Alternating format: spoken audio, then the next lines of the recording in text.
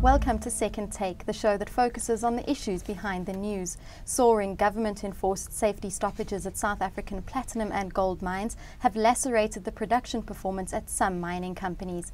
Mining Weekly editor Martin Creamer joins me in studio to discuss this. Welcome, Martin. Thanks, Shannon.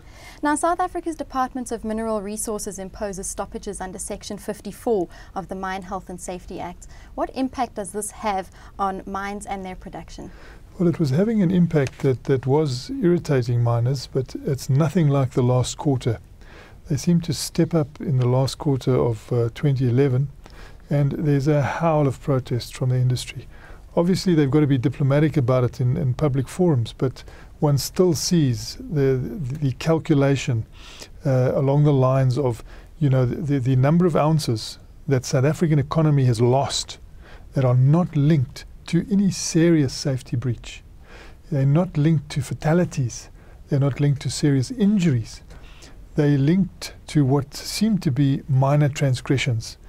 And, you know, when you think of the way, you know, they're probably trying to swat flies with sledgehammers, as it were. You know, I mean, they've really gone overboard in the mechanism that they're trying to use to make mines safe, so far overboard that their interventions actually aggravate the safety situation. So you don't solve the safety situation by, you know, allowing mines to close and stop, particularly deep level mines. You're actually adding to the potential risk.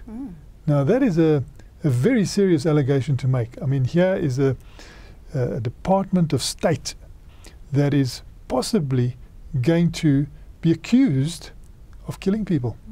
You know, the intention is to make people safe, but the way they're going about it, you know, could eventually, there could be a case one day where, you know, the state gets sued, because, I mean, if they can actually establish that what intervention these people have done in such a heavy-handed manner, quite illogical on small infringements, if that has led to deaths, I mean, that is really going to leave a blot on the copybook of the government. So it seems it could be more dangerous to sometimes stop the mines than to let them carry on. It seems that is invariably the case. You know, if these mines are deep, dark and dangerous, and they must keep working them, because, you know, when you go into a mine, you often say, well, why didn't you put that rail track in the center of the tunnel? And they say, we did. They say, well, how come is it no longer in the center of the trail? Because the walls move, you know, things close in. You've got to keep developing. And, you know, in the stopes, the vulnerable areas, that is even more intense. Now, AngloGold Ashanti chairperson and former cabinet minister Tito Mboweni slammed the DMR's sledgehammer approach to safety. Can you elaborate on his statement? You know, if you've ever met a Reserve Bank governor, they normally hardly say a word because of that training. He's a former cabinet minister as well, and of course a politician, and now Tito Mboweni, well known to South Africa, is also the chairperson of AngloGold Ashanti, Africa's biggest gold mine. You know, he's been in the position for, I think, probably a year now, and I've never known him to say a word. I mean, when you go to the presentations, they welcome him, but you never hear from him. And this is normally par for the course with people who have been through the Reserve Bank circuit. You know, they hardly want to give you any body language signal by smiling or frowning. So for him to stand up in an unscheduled verbal intervention during a public presentation was unprecedented. But it came against the background of analyst after analyst peppering the Chief Executive Officer of AngloGold Ashanti, Mark Kutufani, with questions about, you know, the implications of these safety stoppages by government. And we've heard analysts putting these same questions on the circuits now. It has become a very, very big issue, the way the government is going about trying to ensure safety in our mines. And of course, the Mark Kutufani was explaining to the analysts, you know, the situation, and he said that we are all for, you know, safety in mines. Obviously, every single chief executive is, every single management member, everyone on the mines is, probably every South African is. And when you see what some of these executives have to do when there's a death, if there's a mine death, many of them, if not all of them, go to the funeral. So the funeral can take place in the labor sourcing area, so it's in an outlying area. They go to the funeral, they walk back to the home, they express their condolences, they offer support to the bereaved, to the family.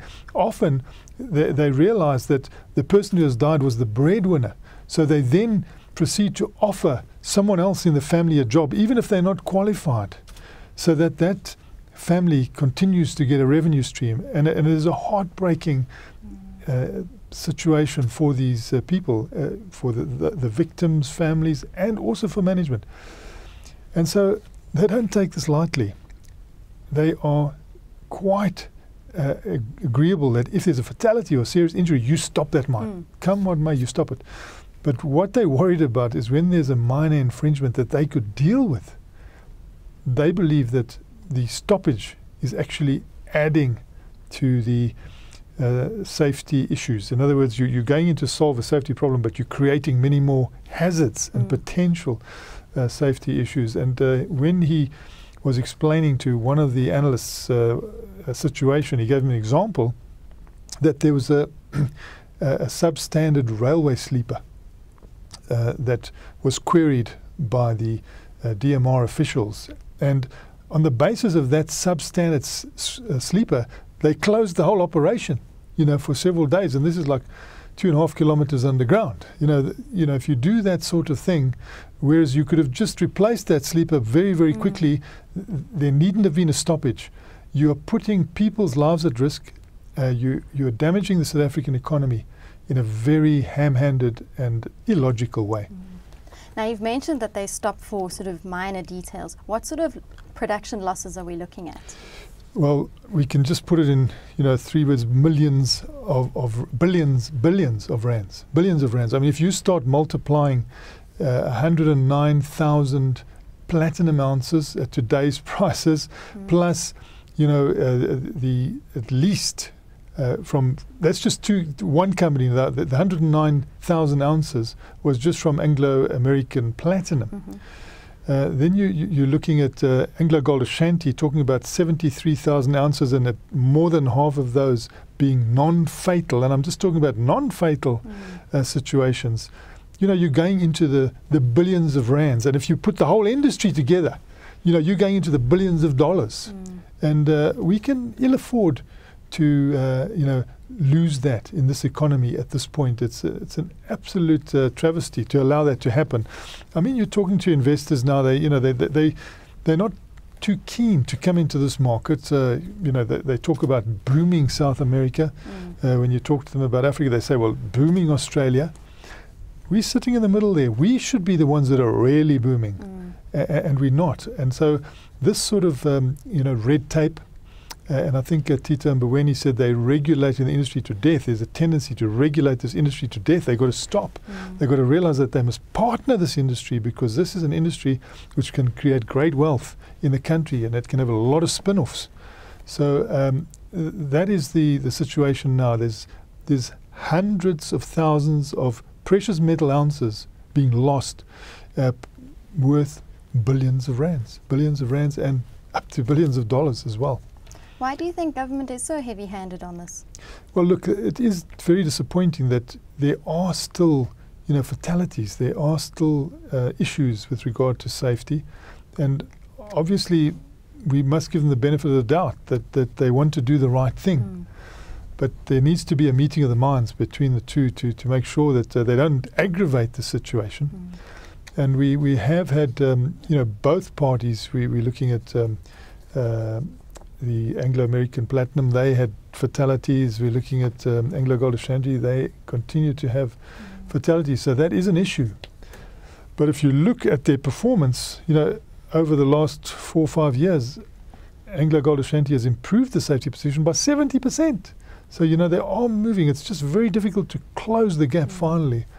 And, you know, it might mean that you've got to introduce totally new technologies into the mine. I mean, we've already got South Deep gold mine belonging to Goldfields that is 100% mechanized. And they have the benefit of very big ore bodies. That's why they can do it.